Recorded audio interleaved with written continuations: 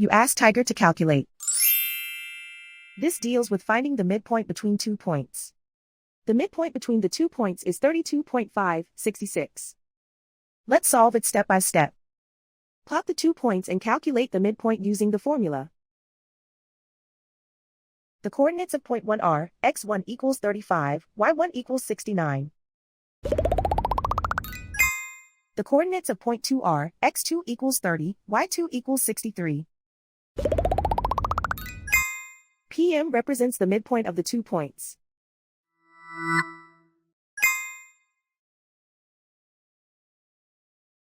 Use the x values in the midpoint formula to find the midpoints x. x1 equals 35. x2 equals 30.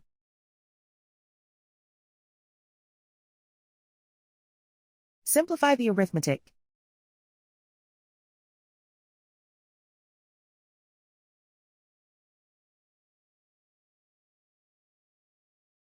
Use the y values in the midpoint formula to find the midpoints y. y1 equals 69.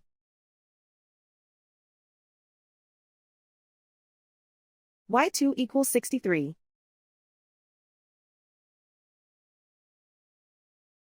Simplify the arithmetic.